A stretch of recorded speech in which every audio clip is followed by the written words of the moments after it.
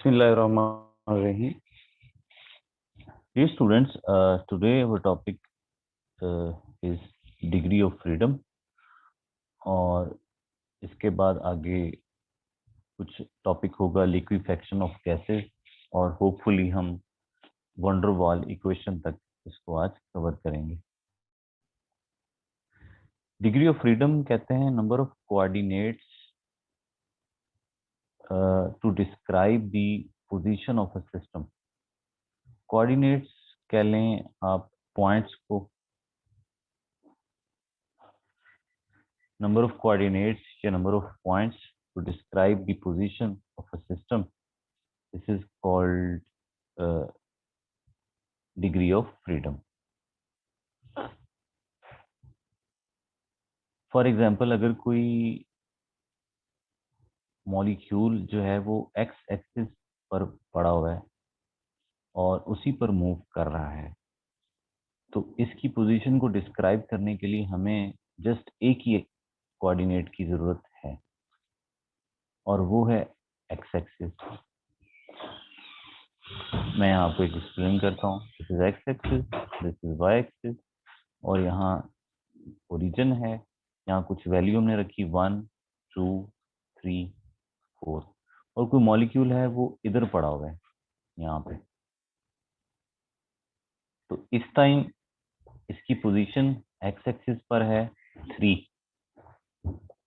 ये 3 क्या है? ये फिर कोऑर्डिनेट है। ये एक कोऑर्डिनेट है जो कि काफी है मॉलिक्यूल की पोजीशन को डिस्क्राइब करने के लिए। और अगर ये मॉलिक्यूल मूव सिर्फ एक्स एक्सिस पर ही करता रहता है और कहीं ऊपर नहीं जाता या कहीं नीचे नहीं आता, यानी लीनियर मोशन ही करता रहता है एक लाइन में, तो फिर एक ही कोऑर्डिनेट काफी है, यानी एक्स एक्सिस की वैल्यूज ही काफी हैं इसकी पोजीशन को डिस्क्राइब करने के लिए। लेकिन अगर पार्टिकल मूव करके ऊपर को भी जाता है, कभी कभी इधर जाता है, कभी इधर जाता है, यानी एक प्लेन में मूव कर रहा है, जैसे एक फर्श है उस पे मूव कर रहा है। फर्श को हम प्लेन कह सकते हैं, दीवार को भी प्लेन कह सकते हैं, बोर्ड को प्लेन कह सकते हैं, ये जो लैपटॉप की स्क्रीन है ये भी प्लेन है। तो फिर ये 2 डायमेंशनल मोशन होगी फिर इसकी, जो किसी प्लेन पर होगी। तो 2 डायमेंशनल मोशन को फिर डिस्क्राइब करने के लिए हमें 2 कोऑर्डिनेट्स की जरूरत पड़ेगी। हमें बताना पड़ेगा, सपोज मॉलिक्यूल इस टाइम यहाँ पर है इसकी पोजीशन, तो हमें बताना पड़ेगा कि एक्स एक्सिस से इतना है इसका पोजीशन और वाई एक्सिस से इतनी है। तो यहाँ पे भी कोई वैल्यूज होंगी, ठीक है। सपोज एक्स एक्सिस पे इसकी वैल्यू आ रही है जी 3 और वाई एक्सिस के लिए इसकी वैल्यू आ रही है ऐसी में 6।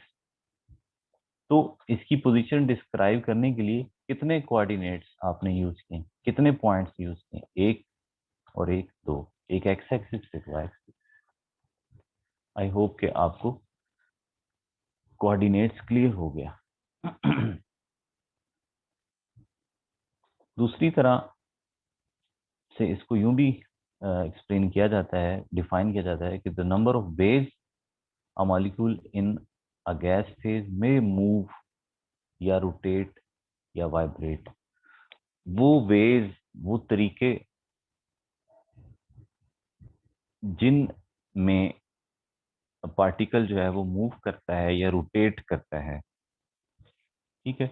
मूव कैसे कर सकता है कि जैसे हम लोग करते हैं, या जैसे गाड़ी या बाइक या कोई भी बॉडी जो एक जगह से दूसरी जगह मूव कर रही हो, इसे कहते हैं ट्रांसलेशनल मोशन। पूरी बॉडी की मोशन को कहते हैं ट्रांसलेशनल मोशन, ठीक है, याद रखें।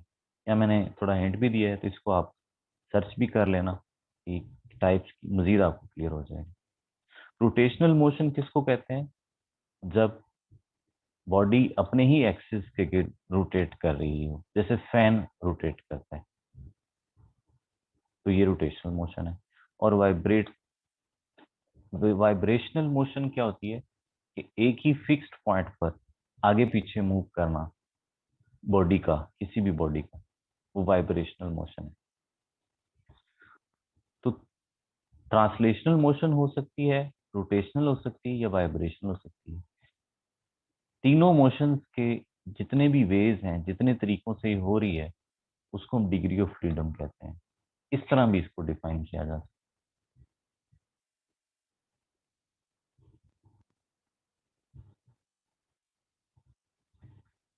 अगर कोई पार्टिकल, जैसे मैंने यहाँ बताया आपको, लीनियर मोशन कर रहा है, तो फिर एक ही कोऑर्डिनेट इनफ है। अगर वो प्लेन में मूव कर रहा है, तो फिर दो कोऑर्डिनेट्स हैं, जैसे मैंने यहाँ बताया 3 और 6। अगर वो 3 डायमेंशनल मोशन कर रहा है,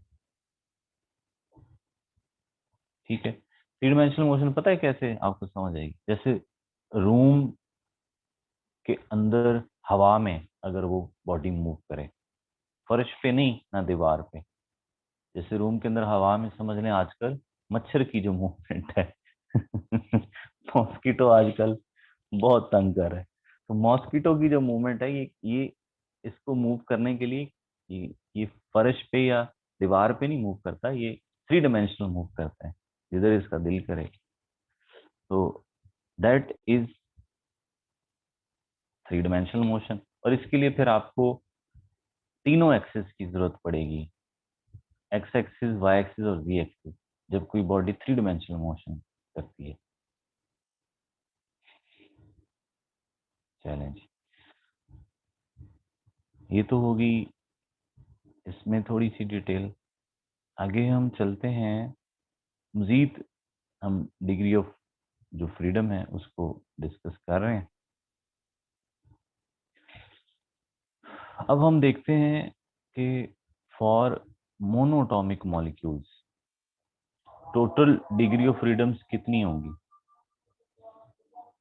तो ये स्टूडेंट्स, अजान हो रही है, थोड़ा वेट करें।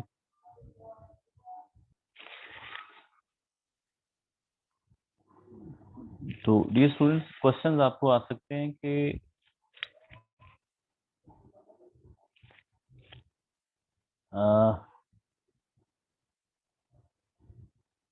मोनोटॉमिक मॉलिक्यूल्स के लिए डिग्री ऑफ फ्रीडम क्या होगी, और डायटोमिक मॉलिक्यूल्स के लिए क्या होगी, फिर पॉलीटॉमिक मॉलिक्यूल्स के लिए क्या होगी।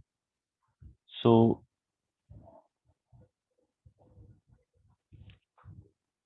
इसका क्वेश्चंस का आंसर आप किस तरह देंगे?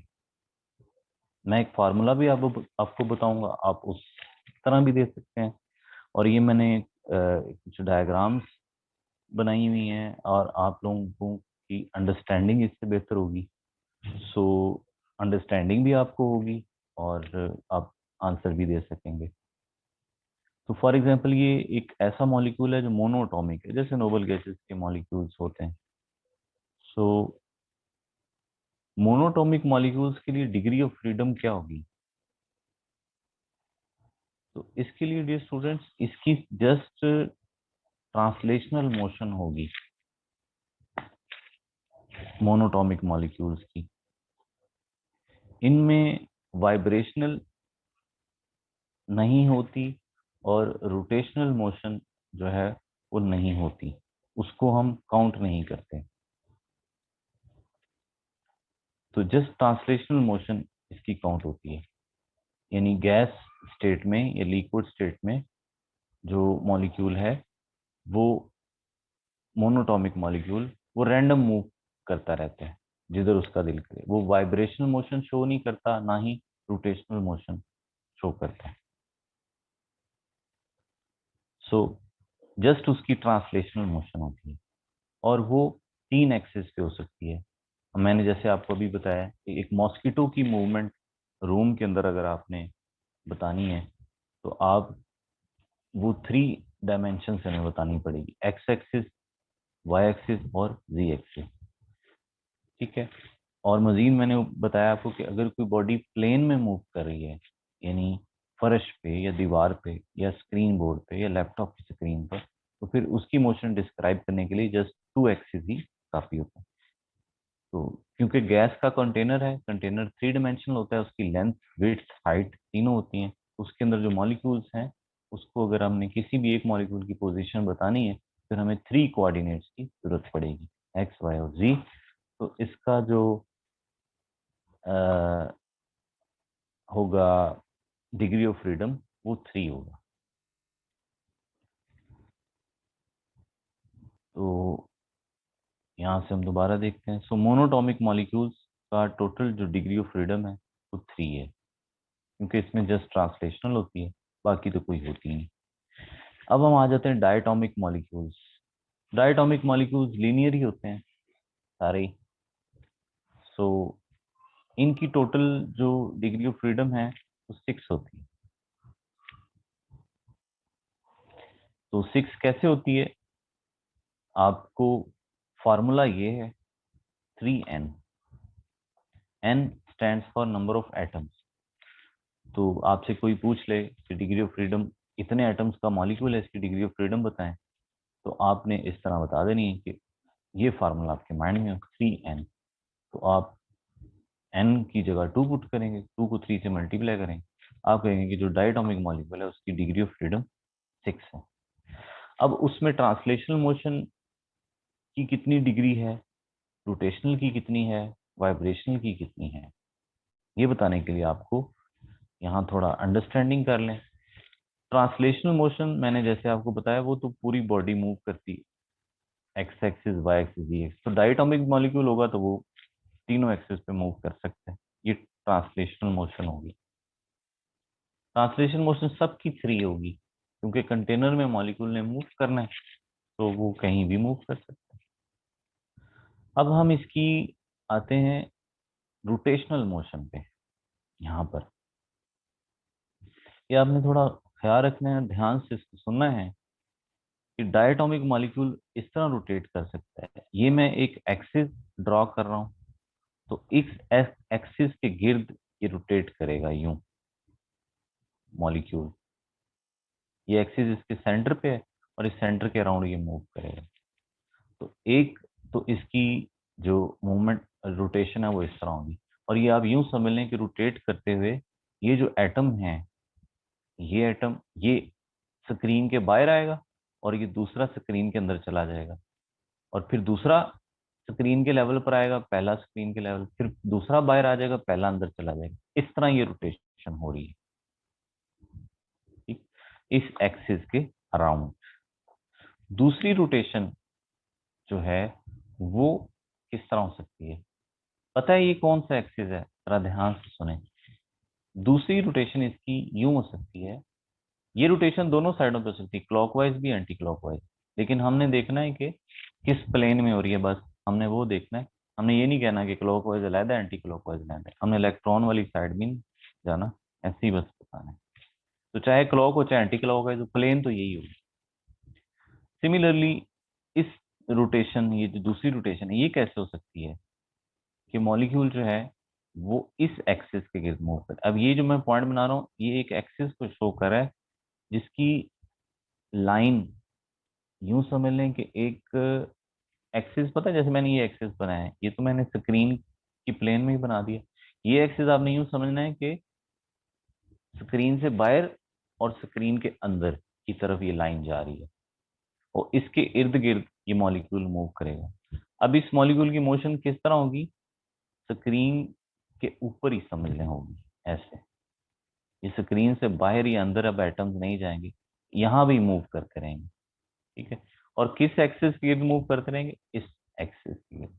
ये बना पॉइंट हुआ है, लेकिन इस पॉइंट का एक्सिस किधर है? एक लाइन आपकी तरफ आ रही है स्क्रीन के आउट, और एक स्क्रीन के इन जा रही है। ये दो तरह की इसकी रोटेशनल मोशन है। रोटेशनल में पूरी बॉडी जो है वो अपने एक्सिस के गिर्द मूव करती है। और तीसरी कोई मुमकिन हो तो आप फिर मुझे बता देना, ठीक है? अभी तक तो ये दो ही हैं, तो रोटेशनल होगी। इसकी थर्ड जो मोशन है दैट इज ये वाली वाइब्रेशनल मोशन। ये एक लाइन में हो रही है, आप देखें। ये वाइब्रेशन मोशन किस तरह होगी कि दो एटम्स हैं ये, ठीक है, और ये एक दूसरे के करीब आ रहे होंगे या दूर जा रहे होंगे। ऐसे इस तरह ये मूव करें, ऐसे ऐसे, और ये भी इसके साथ ऐसे ऐसे मूव, वाइब्रेशनल मोशन। तो इन इन दोनों के दरमियान में डिस्टेंस बढ़ भी सकता है, कम भी हो सकता है। ठीक है, तो dear students keep in mind that ये वाइब्रेशनल मोशन ऐसे नहीं होगी, ऐसे ऐसे नहीं हो सकती। वाइब्रेशनल मोशन जो है वो इसकी जस्ट इसी तरह होगी, अपने बॉन्ड, या बॉन्ड बढ़ेगा या बॉन्ड कम होगा, बॉन्ड लेंथ बढ़ेगी या कम होगी। तो क्योंकि जो वाइब्रेशनल मोशन है ये बॉन्ड एक्सिस के गिर्द होती है डायटोमिक मॉलिक्यूल के लिए।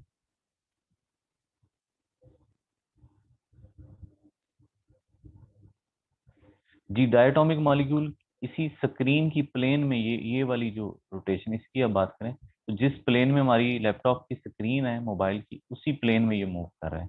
और ये वाली जो रोटेशन है इसमें एक्सिस जो है वो स्क्रीन की प्लेन में है, और मोशन किधर होगी, ये एटम्स एक बाहर को आ रहा होगा और एक अंदर को जा रहा होगा, फिर ये लेवल हो जाएंगे स्क्रीन पे, फिर घूम के दूसरा बाहर आ जाएगा, पहला अंदर चला जाएगा, इस तरह ये रोटेशन होगी। तो डियर स्टूडेंट्स यहाँ थोड़ा एक इशू है, तो so clear, I hope that इसके बारे में सोचना भी पड़ेगा। और डियर स्टूडेंट्स आप एनिमेशन में कोई वीडियोस, जैसे यूट्यूब में वीडियोस इसकी देखना, तो आपको क्लैरिटी, क्योंकि यहाँ मेरे पास 3 डायमेंशनल सिस्टम नहीं है, 2 डायमेंशनल स्क्रीन है, तो लिहाजा मैं बड़ा सोच समझ के आपको ये पढ़ा रहा हूँ। जी, और नॉन लीनियर ट्राइटोमिक मॉलिक्यूल से पहले हम लीनियर ट्राइटोमिक पे आ जाते हैं, यानी ऐसे मॉलिक्यूल्स जो लीनियर हैं और 3 एटम्स पर मुश्तमिल होते हैं। ठीक है, तो फार्मूला इस पर भी हम वही लगाएंगे, इसकी total degree of freedom 3n होगी, यानी कितनी होगी, एटम्स 3 है तो n की जगह 3 लगाएंगे, 3 × 3 9। सो ट्रांसलेशनल टोटल जो डिग्री ऑफ फ्रीडम है वो 9 होंगी। अब इसमें से जो ट्रांसलेशनल है वो मॉस्किटो की तरह वो 3 एक्सिस पे ही हो सकती है, रैंडम मोशन भी मॉलिक्यूल्स जो शो करते हैं, तो वो 3 है, ये तो होगी 3 ट्रांसलेशनल मोशंस। ठीक है, और जो रोटेशनल मोशंस हैं लीनियर की, वो डियर स्टूडेंट्स 2 होती हैं, जैसे ये है लीनियर, इसी तरह की सेम इसकी भी रोटेशनल मोशन होगी, आप देखें तो सेम ऐसे ही है, सिंपल है।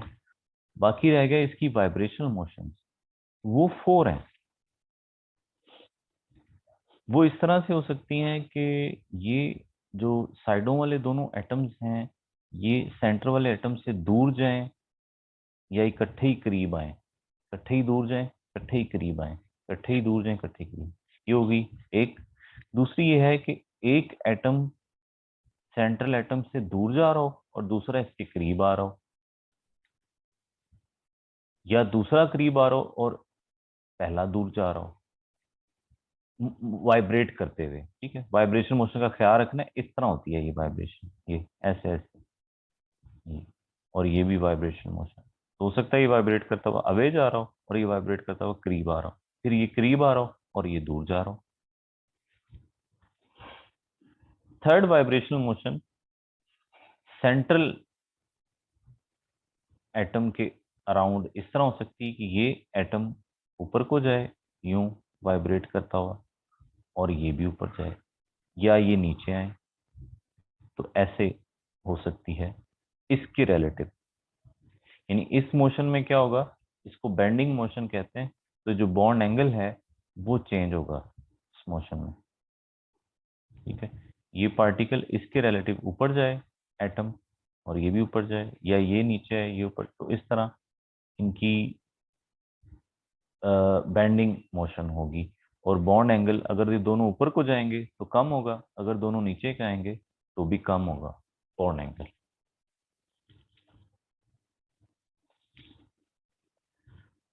और फोर्थ जो वाइब्रेशनल मोशन है वो यूं हो सकती है कि ये सेंटर वाला स्क्रीन के इन जा रहा हो और जो साइडों वाले दोनों हैं ये बाहर आ रहे हो, या इसके उलट कर लें, सेंटर वाला स्क्रीन से बाहर आ रहा हो और ये दोनों स्क्रीन के इन जा रहे हैं। ये फोर्थ मोशन हो सकती है। तो इसकी 4 वाइब्रेशनल मोशंस हैं, टोटल 9 है। सिमिलरली डियर स्टूडेंट्स, आप लोगों ने बाकी जो एग्जांपल है नॉन लीनियर ट्राइटोमिक, इसको भी देखना है कि ये किस तरह मोशंस को शो करते हैं। ये मैं आप पे छोड़ रहा हूँ। पॉलीएटॉमिक नॉन लीनियर मॉलिक्यूल, यानी ऐसे मॉलिक्यूल जिसमें एटम्स 3 हो या 3 से ज्यादा हो, तो उनकी डिग्री ऑफ फ्रीडम कैसे आप बताओगे? फार्मूला वही है सेम, 3n। फार्मूला क्या है? 3n। और नॉन लीनियर से क्या मुराद है? वी शेप हो या टेट्राहेड्रल हो या जो भी हो, और जितने भी एटम्स हो, आपने फार्मूला ये लगाना है 3n। और आपने कहना है जी इसमें जो ट्रांसलेशन मोशन है वो 3 है। रोटेशनल मोशन भी 3 है। रोटेशनल मोशन ये नई बात है, यानी जो लीनियर ना हो उसकी रोटेशनल मोशन 3 होगी, 3 डिग्री ऑफ फ्रीडम हो। और बाकी वाइब्रेशनल मोशन कितनी होंगी वो आप ये वाली दोनों माइनस कर दें, 3 ट्रांसलेशनल और 3 रोटेशनल, तो टोटल 6 होगी। तो टोटल डिग्री फ्रीडम 3n है, उसमें से आप इनको माइनस कर दें तो बाकी सारी वाइब्रेशनल मोशन होंगी। सपोज मैं आपसे क्वेश्चन करता हूँ कि एक एटम है NH3, इसमें टोटल 4 एटम्स हैं, तो बताएं इसकी टोटल डिग्री ऑफ फ्रीडम कितनी होगी? आप कहोगे इसमें एटम्स 4 हैं, तो 3 को 4 से मल्टीप्लाई कर दें तो 12 होंगी जी डिग्री ऑफ फ्रीडम। मैं कहूँ इसमें ट्रांसलेशन कितनी होंगी, आप कहोगे 3। मैं कहूँगा रोटेशनल कितनी होगी, ये सब के लिए है, जितने भी पॉलीटॉमिक नॉन लीनियर है सब के लिए, चाहे 3 एटम हो, 4 हो, 5 जितने। रोटेशनल कितनी होगी, आप कहोगे 3। और जब मैं कहूँ वाइब्रेशन कितनी होगी तो आप कहोगे कि इसकी टोटल 12 है, उसमें से 6 माइनस करें तो वाइब्रेशनल जो इसकी पॉसिबिलिटीज हैं वो 6 होंगी। सो ये आपने इसको देख लेना है।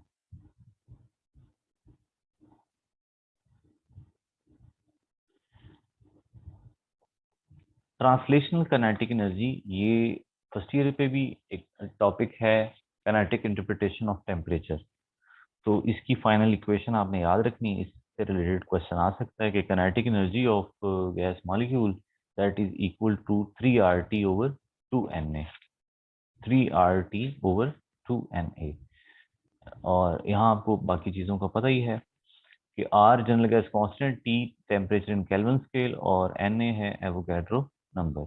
यहाँ एक बात आपने माइंड में रखनी है, आपको क्लैरिटी होनी चाहिए कि गैसेस के केस में तो ये ट्रांसलेशनल मोशन की वजह से एनर्जी होगी, ट्रांसलेशनल काइनेटिक एनर्जी मेन जो होती है। बाकी जो सॉलिड्स हैं उनके लिए वाइब्रेशनल मोशन होती है, ठीक। तो काइनेटिक एनर्जी वाइब्रेशनल मोशन की वजह से, लिक्विड में भी मोस्टली ट्रांसलेशन की वजह से होती है। सो 3RT ओवर 2Na ये इक्वेशन है, और यहाँ से हमें क्लियरली नजर आ रहा है कि टेम्परेचर और काइनेटिक एनर्जी ये डायरेक्टली प्रोपोर्शनल है, बाकी तो कांस्टेंट्स हैं, ठीक है। और R over N A, R over N A, पीछे क्या रह गया? 3T/2। इसको के भी कहा जाता है आर ओवर एन ए को। तो के कौन है? बोल्ट्जमैन कांस्टेंट, ये इसकी वैल्यू है। आप जनरल गैस कांस्टेंट और एवोगैड्रो नंबर दोनों की वैल्यूज पुट करें तो ये इसकी वैल्यू आ जाती है, बोल्ट्जमैन कांस्टेंट।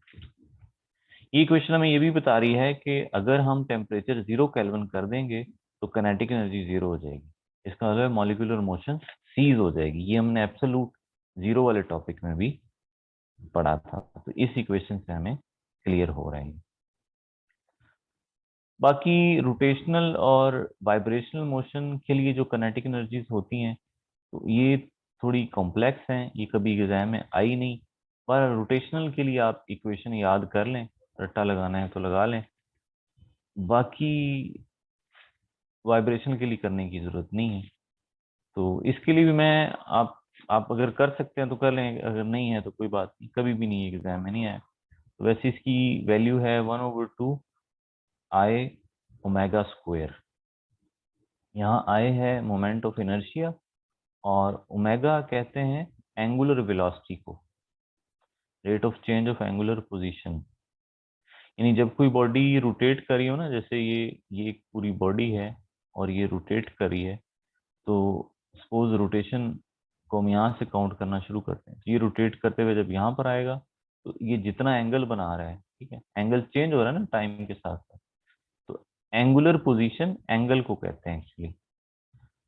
तो टाइम जैसे वेलोसिटी हम आमतौर पर कितना कैसे लेते हैं कि एक बॉडी ने एक सेकंड में कितना फासला तय किया है, वो उसकी स्पीड या वेलोसिटी। तो एंगुलर वेलोसिटी किसको कहते हैं कि एक बॉडी ने एक सेकंड में कितना एंगल चेंज किया है, ये उसकी एंगुलर वेलोसिटी होती है। तो इसको ओमेगा से शो किया जाता है। और ये ऐसे ही है जैसे काइनेटिक एनर्जी की फिजिक्स में फार्मूला है 12 mv²। तो यहाँ मोमेंट ऑफ इनर्शिया एक्चुअली जब बॉडी रोटेशनल मोशन शो करी है तो उसकी मास को ये शो कर रहा होता है। m की जगह I है और v की जगह एंगुलर वेलोसिटी है omega. Law of equi partition of energy, इसकी स्टेटमेंट आपको आनी चाहिए। इसकी स्टेटमेंट ये है कि एक बॉडी में जितनी तरह की भी मोशंस हैं, तमाम मोशंस में जो एनर्जी है वो इक्वली डिस्ट्रीब्यूट होती है। क्या इस बात के कहने का मतलब है? इसके लिए आप ऊपर आ जाएं। ये हम इस मॉलिक्यूल की एग्जांपल ले लेते हैं, ये वाला। तो इसकी आप एग्जांपल, इसका मतलब ये मॉलिक्यूल कितनी मोशन शो कर रहा है? 3, ट्रांसलेशनल, रोटेशनल भी और वाइब्रेशनल भी। तो law of equi partition of energy ये है कि तमाम तरह की मोशन में एनर्जी इक्वली डिस्ट्रीब्यूट होती है, ठीक है। यानी अगर टोटल एनर्जी जो है मॉलिक्यूल की वो सपोज है 9 है उसकी वैल्यू, तो उसके 3 जो उसकी वैल्यू होगी वो ट्रांसलेशन की वजह से होगी, और जो उसकी 2 वैल्यू है वो रोटेशन की वजह से है, और जो उसकी 4 वैल्यू है वो वाइब्रेशन की वजह से। तो जितनी डिग्री ऑफ फ्रीडम होगी उस लिहाज से एनर्जी डिस्ट्रीब्यूट होगी मोशंस में। Total energy of a molecule is equally distributed among it's degrees of freedom.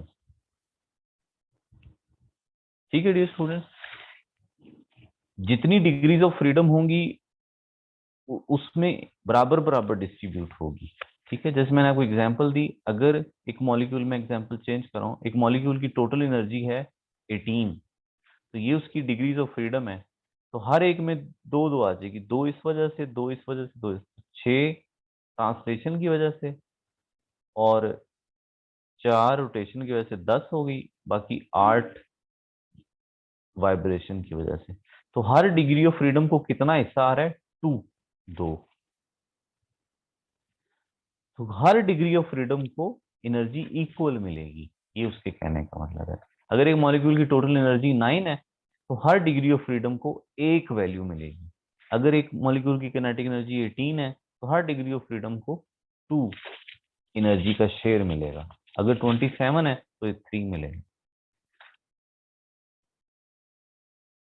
यानी हम यूं नहीं कह सकते कि एक डिग्री ऑफ फ्रीडम यानी एक मोशन के लिए एनर्जी ज्यादा है, दूसरी मोशन के लिए एनर्जी कम है। तमाम मोशंस के लिए एनर्जी सेम है।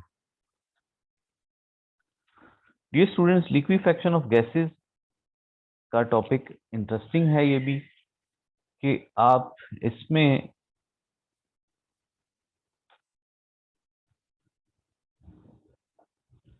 किस बात का ख्याल रखेंगे कि आमतौर पर गैसेस को लिक्विफाई किया जाता है तो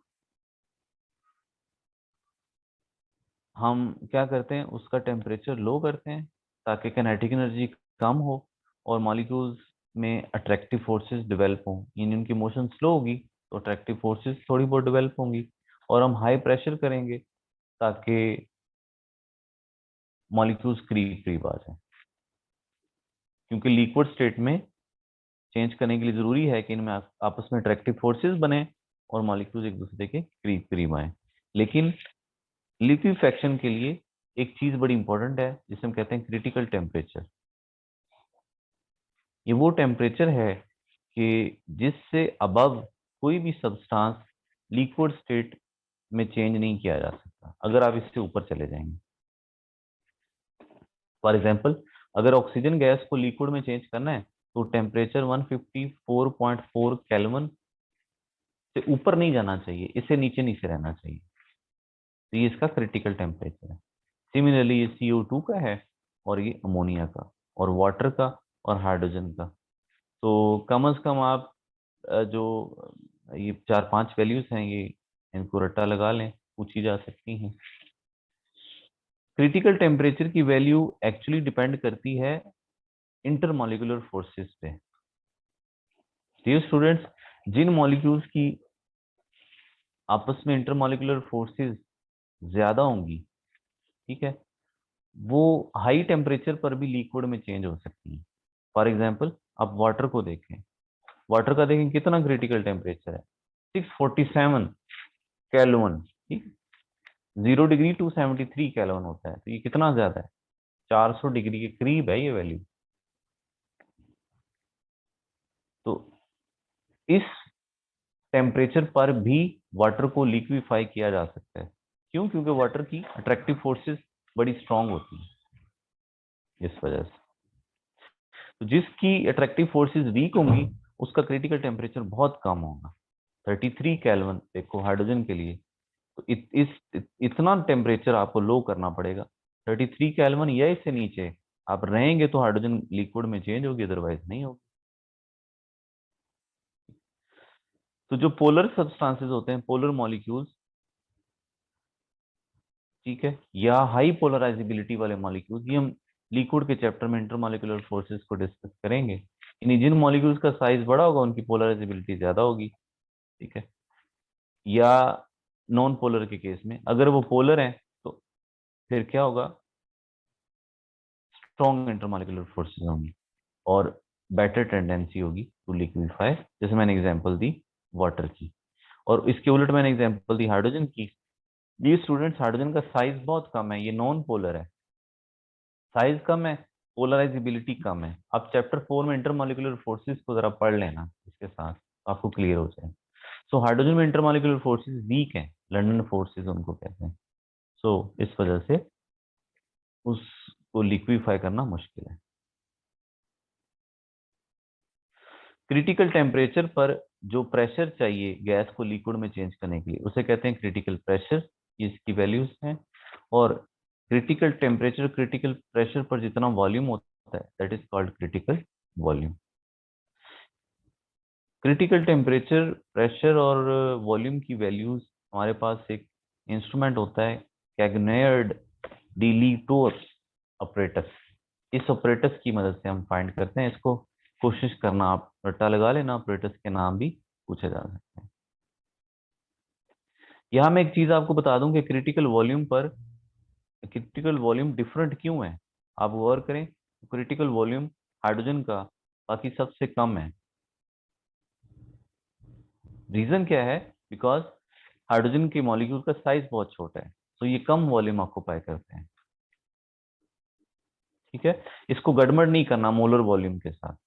मोलर वॉल्यूम होता है कि अगर गैस का 1 मोल हो और स्टैंडर्ड टेम्परेचर और प्रेशर हो तो फिर जितना वो वॉल्यूम कितना ऑक्यूपाई करेगी, 22.414।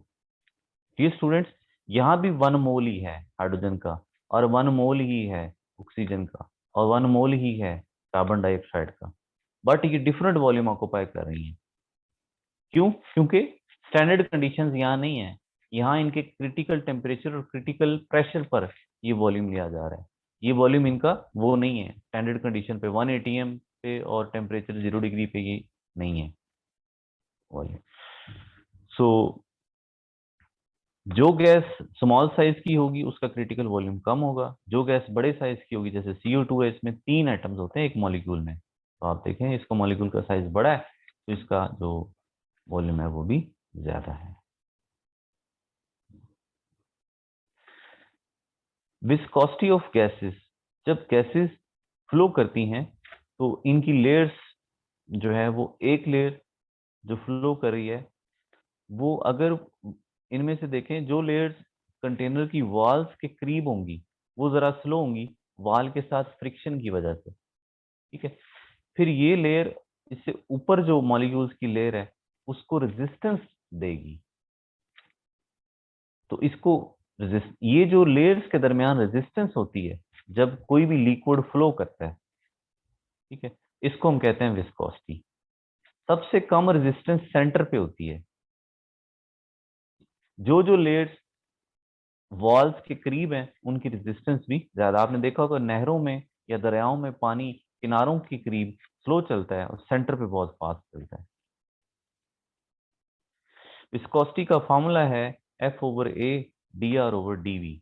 यहाँ मैंने डिस्कस किया हुआ है कि F फोर्स है, वो जो फोर्स कौन सी है, force that maintains velocity difference between dV, यानी इनके दरमियान जो रेजिस्टेंस की फोर्स है, ठीक है। तो रेजिस्टेंस की फोर्स है, इसी वजह से तो इनमें वेलोसिटी का फर्क है। तो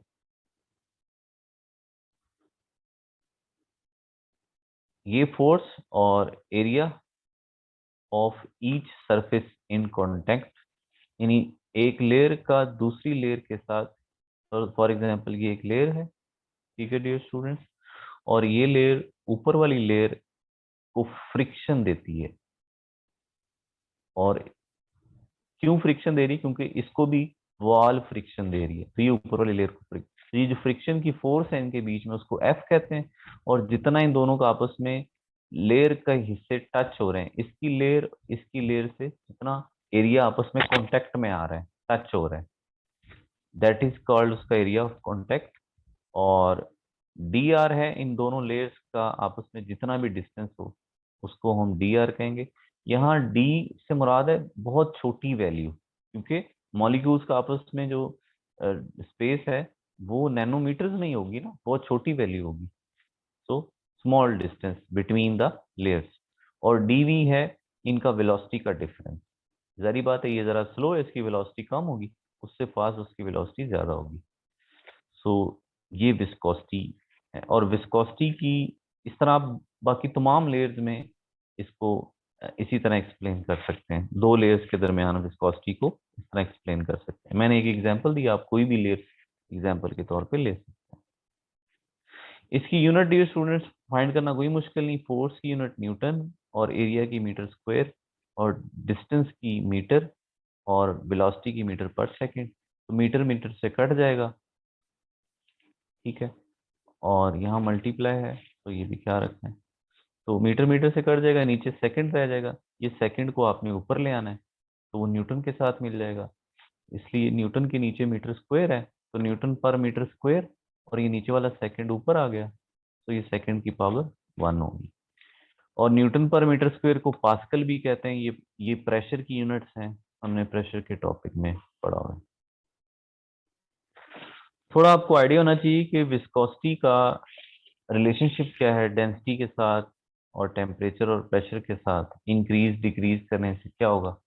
तो एक तो कॉमन सेंस है, दूसरा ये इक्वेशंस है। इक्वेशंस की डेरिवेशन जारी बात है वो एक लेंथी प्रोसेस है, तो अगर आप इंटरेस्टेड हैं तो वो डेरिवेशंस देख लेना, अदरवाइज इसको रट्टा लगा लें।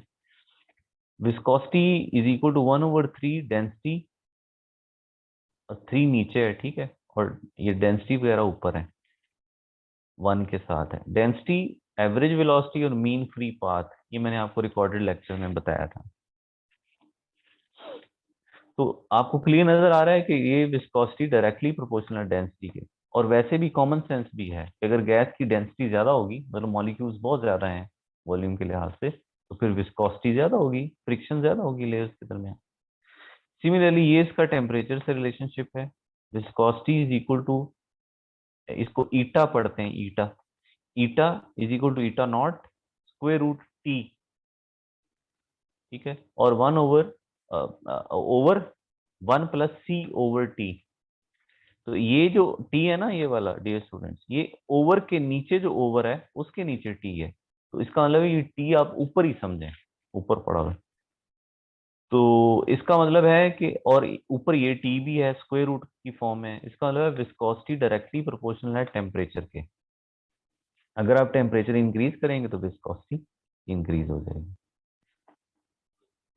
और ये इंस्ट्रूमेंट है, रैंकाइन इंस्ट्रूमेंट यूज होता है फॉर विस्कोसिटी मेजरमेंट।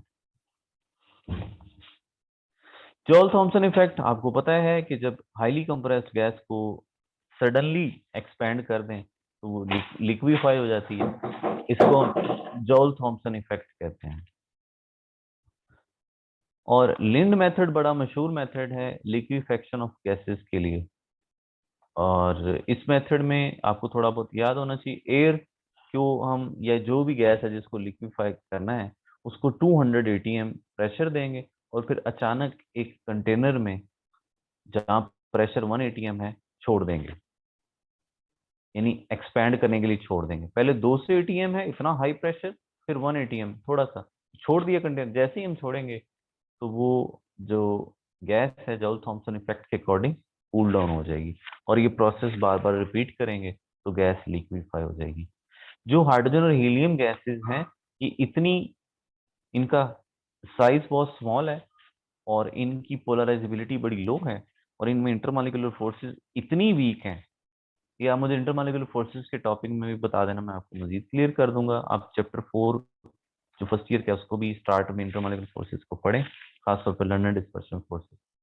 तो इतनी वीक इनमें इंटरमॉलिक्यूलर फोर्सेस हैं कि लिंड मेथड से इनको लिक्विफाई नहीं किया जा सकता, ये लिक्विड में चेंज नहीं होती।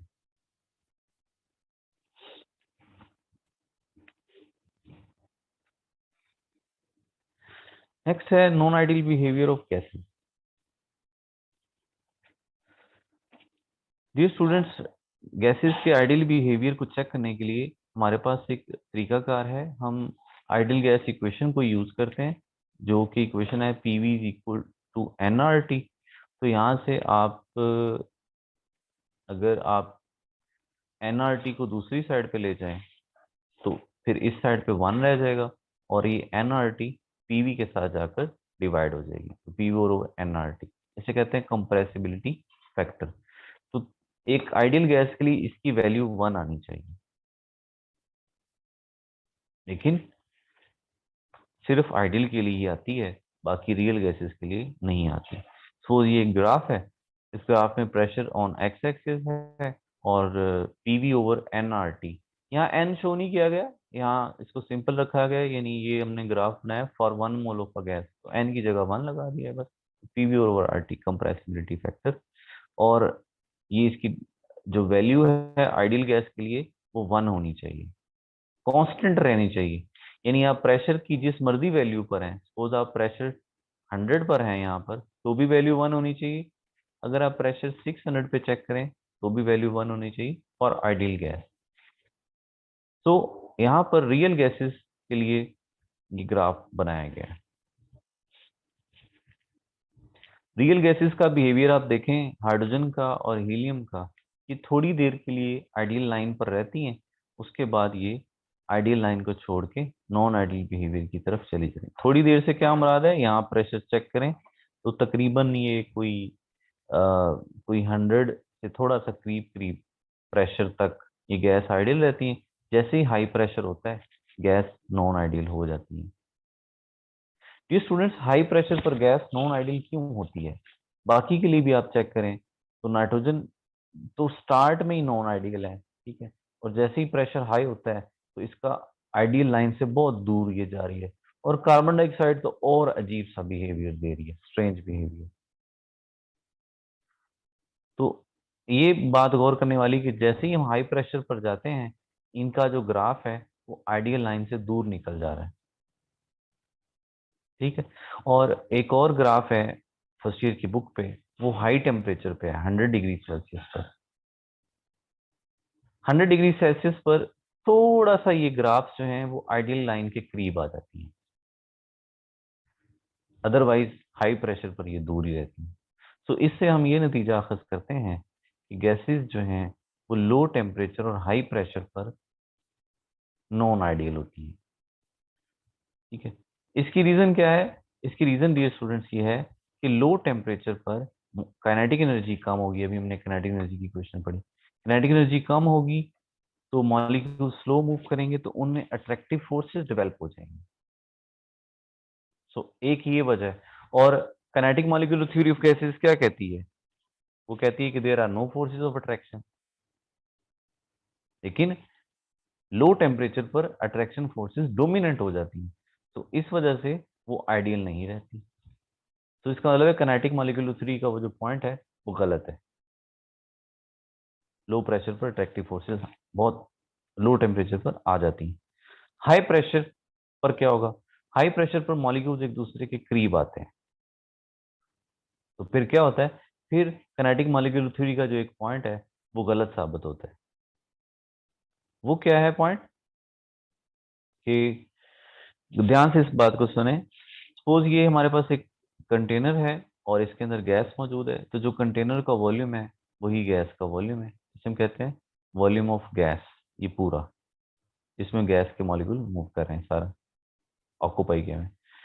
अगर हम इन मॉलिक्यूल्स को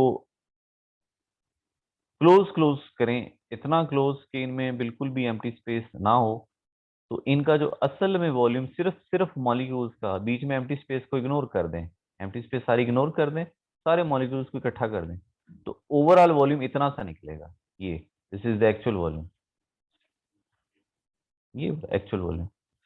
तो kinetic molecular theory of gases क्या कहती थी कि जो एक्चुअल वॉल्यूम है गैस मॉलिक्यूल्स का, ये नेग्लिजिबल है एज कंपेयर टू पूरा वॉल्यूम ऑफ गैस। तो बात ठीक है, वॉल्यूम ऑफ गैस बहुत ज्यादा है, इसके मुकाबले में इतना सब वॉल्यूम हम इग्नोर कर सकते हैं। लेकिन वंडरवाल ने कहा कि भाई साहब, ये बात आपकी कुछ हद तक तो ठीक है, लेकिन अगर आप गैस पर प्रेशर लगा दें, हाई प्रेशर कर दें, ये मैं किस चीज को एक्सप्लेन कर रहा हूँ कि हाई प्रेशर पर गैस नॉन आइडियल क्यों होती है, इस बात को एक्सप्लेन कर रहा हूँ। ये जो बिहेवियर हुआ हाई प्रेशर पर, ये प्रेशर की जो वैल्यूज बढ़ी हैं, ये देखें तो क्यों दूर चली जाती हैं ये लाइनें। तो वंडरवाल ने कहा कि हाई प्रेशर पर क्या होता है जी कि गैस का वॉल्यूम कम पड़ जाता है। ये देखिए, अब गैस का वॉल्यूम इतना सा है, तो इसके मुकाबले में एक्चुअल वॉल्यूम को आप इग्नोर कर सकते हैं, अब नहीं कर सकते। अब इसमें थोड़ा सा फर्क रह गया, कुछ ज्यादा फर्क इनका नहीं है। सो काइनेटिक मॉलिक्यूलर थ्योरी का वो पॉइंट कि actual volume of gas molecule is negligible as compare to volume of gas, वो ठीक है पॉइंट, लेकिन हाई प्रेशर पर वो पॉइंट गलत है। तो इसलिए हम कहते हैं कि वो पॉइंट फिर सही रूल नहीं बनाया जा सकता, वो पॉइंट फिर गलत है। हाई प्रेशर पर आकर तो वो पॉइंट गलत हो जाता है। सो डियर स्टूडेंट्स, इन दो फॉल्टी पॉइंट्स की वजह से इनमें जो है वो